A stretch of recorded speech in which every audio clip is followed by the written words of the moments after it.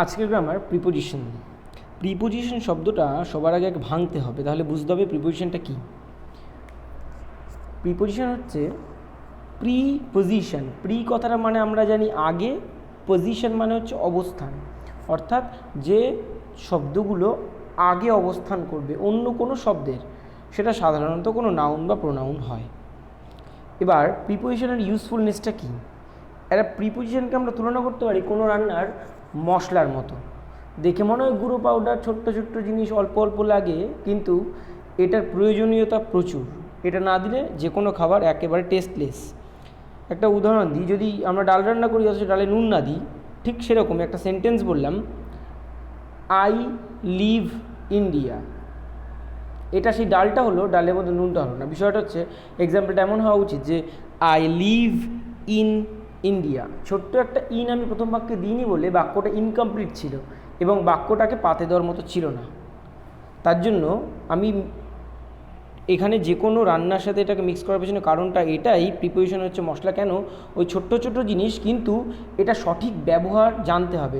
এই জায়গায় যদি কেউ ইনের জায়গায় আই লিভ টু ইন্ডিয়া দিয়ে দিত, আবার এরকম যদি হতো ডালে নুনের জায়গায় কেউ চিনি দিয়ে দিত, তাহলে বিষয়টা ঘেটে যেত।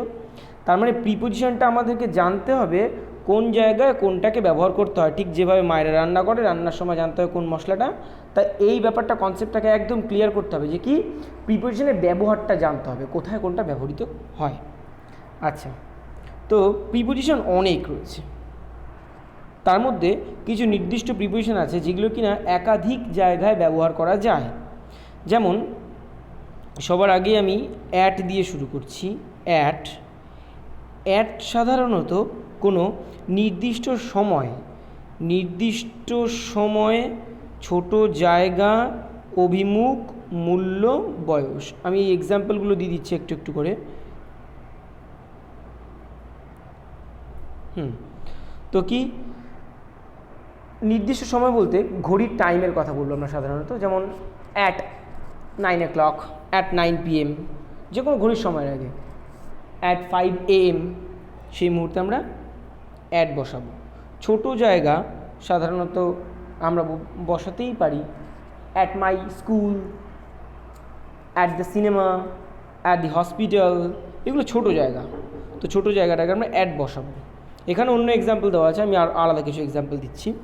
তো অভিমুখ যেমন বলতে পারি the girl is looking at me, মেয়েটি আমার দিকে তাকিয়ে আছে, অর্থাৎ আমার দিকে অভিমুখ করে তাকিয়ে আছে, তার জন্য the girl is looking at me. যেহেতু ভিডিওটা প্রিপোজিশন নিয়ে অনেক লেন্দি হয়ে যাবে, তাই আমি একেবারে যেগুলো প্রয়োজন সেগুলোকে এক্সপ্লেন করছি এই ভিডিওতে, বাকিটুকু এই পিডিএফটা দিয়ে দেবো, পিডিএফের মধ্যে পাওয়া যাবে। নেক্সট, ইন অনেক কটা জায়গায় ব্যবহৃত হয় এবং সবথেকে যেটা বেশি ইম্পর্ট্যান্ট সেগুলোকে জানতে হবে। যেমনি বড় জায়গাটাকে ইন হয়, in Kolkata, in Australia, in New Zealand, in Delhi, in Melbourne, in London, এগুলো বড় জায়গা, তাই ইন। তারপরে সালের আগে, মাসের আগে, ঋতুর আগে। সালের আগে, মাসের আগে, ঋতুর আগে, সেই জায়গাগুলোতে আমরা ইন বসাই। আর ইন মানে মধ্যে হয়, আমরা জানি। নেক্সট, আচ্ছা, অন বলতে অনের সঙ্গে আমি আরও দুটো জিনিস বুঝিয়ে দেব, সেটা হচ্ছে অ্যাবভ আর একটা ওভার। কেন? অন মানে কোনো কিছুর ওপরে কোনো কিছু থাকা, অ্যাবাভ মানে ওপরে, ওভার মানে ওপরে। কীরকম হয় পার্থক্যটা?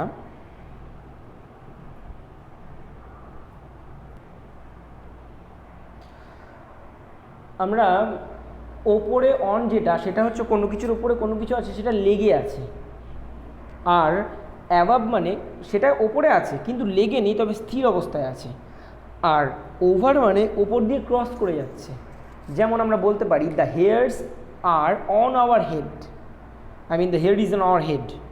মাথার ওপরে চুল আছে, লেগে আছে, তাই অন। মাথার উপরে তো ফ্যানও আছে, সূর্যও আছে, কিন্তু ওরা মাথার উপরে আছে ঠিকই, কিন্তু ওরা মাথার সাথে লেগে নেই, তার জন্য এটা above. The sun is above our head, the fan is above our head. আর মাথার উপর দিয়ে মেঘ, এরোপ্লেন, পাখি ইত্যাদি উড়ে যাচ্ছে, তো এরাও মাথার উপরে আছে, লেগে নেই। এদের আবার বলতে পারবো না, এদের ক্ষেত্রে আর ওভার, কারণ কি মাথার উপর দিয়ে ক্রস করে যাচ্ছে। তার মানে আমরা এটা বুঝবো যে কোনো, আমি একটা টেবিল আঁকছি মোটামুটি একটা, যা হোক, যদি কোনো কিছুর ওপরে সেটা লেগে থাকে তাহলে সেটা অন, যদি ওপরে থাকে কিন্তু সেটা চিপকে নেই, দ্যাট ইজ অ্যাবাভ, আর যদি মাথার উপর দিয়ে ক্রস করে যায় তাহলে সেটা ওভার।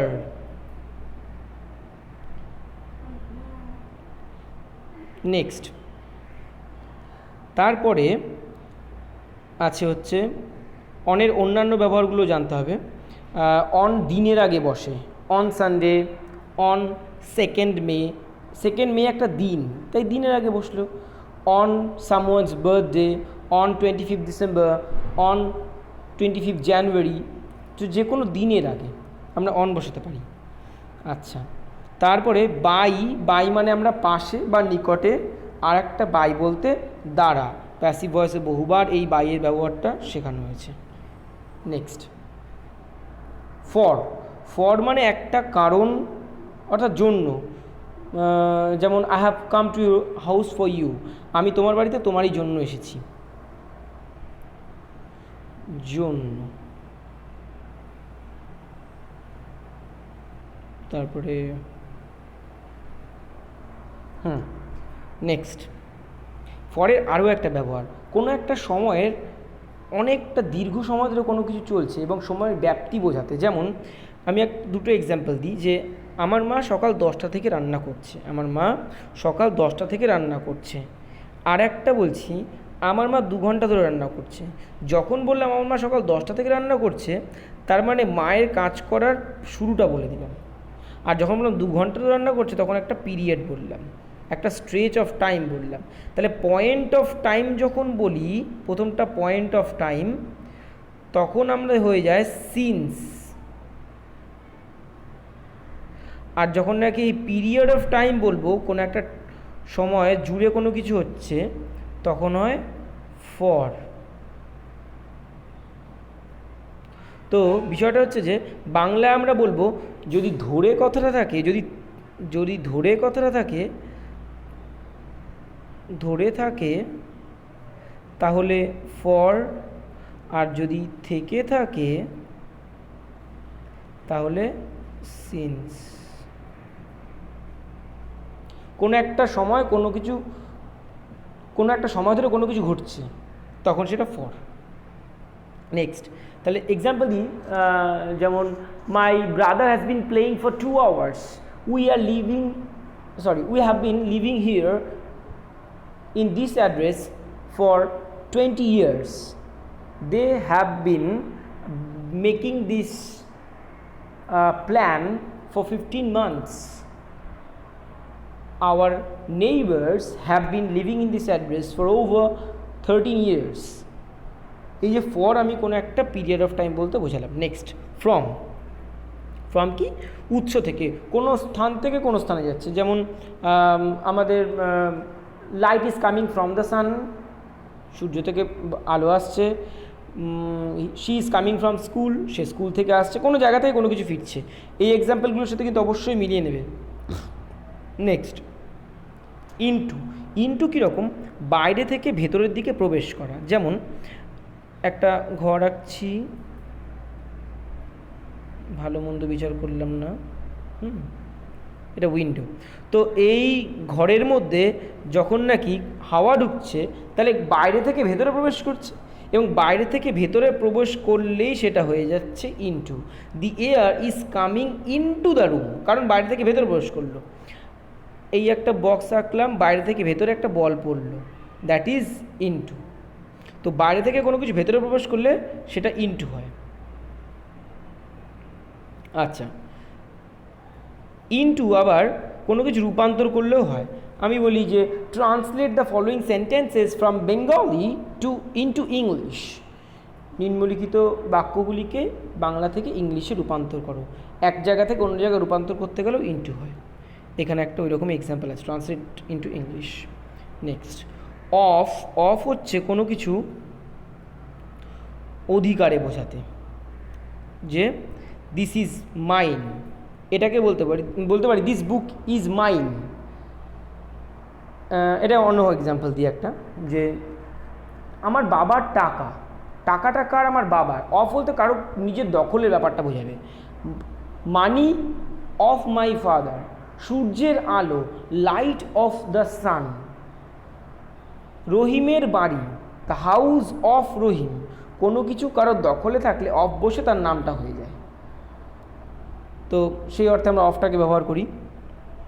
তারপরে টু হচ্ছে কোনো কিছু দিকে বোঝাতে, যেমন I am going to school, ফ্রমের উল্টোটা যাওয়া আসার ক্ষেত্রে।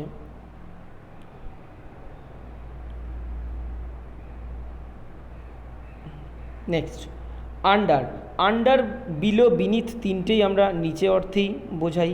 আন্ডার বিলো বিনিথ তিনটেই আমরা নিচে বোঝাই। আর তারপরে রয়ে গেছে উইথ হচ্ছে কারোর সাথে, যেমন she is coming with me, সে আমার সাথে আসছে। I am going with them, আমি তাদের সাথে যাচ্ছি।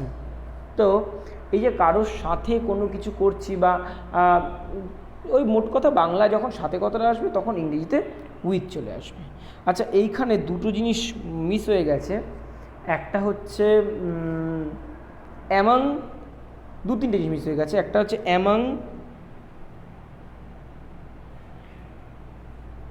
অ্যামাং হচ্ছে কীরকম, অনেকের মধ্যে আছে। এই তো অনেকে বসে আছে, সে যেখানেই থাকুক, ধরলাম এর নাম হচ্ছে শীতল, তাহলে বলতে পারি, দেখালো ও সব থেকে লম্বা ক্লাসের, বললাম শীতল is the tallest boy among all the students in the class. Among বলতে সবার মধ্যে যেটা বোঝাবে। আর বিটুইনটা কি, বিটুইনটা হচ্ছে দুইয়ের মাঝে বোঝালে। এই একজন রয়েছে, মাঝখানে যে থাকে, আমি এই যে পজিশানটা রয়েছে এটা হচ্ছে বিটুইন। আচ্ছা, এবার অ্যারাউন্ড হচ্ছে কি, চারিদিকে। যেমন আমরা বলতে পারি, যেমন দ্য পুলিশ অফিসার্স, লিখলাম না পুরোটুকু, আর রোমিং অ্যারাউন্ড আস, আমাদের চারিদিকে পুলিশ অফিসাররা ঘুরে বেড়াচ্ছে। তো চারিদিকে বোঝাতে আমরা অ্যারাউন্ড কথাটাকে ব্যবহার করব। আর এইখানে কোনো কিছু বাদ চলে যায়নি আশা করছি। ঠিক আছে, এই ভিডিওটাতে এতটুকুই পর্যন্ত। এবার এটা ডিটেলস ভিডিও পরেরটাতে আসছে।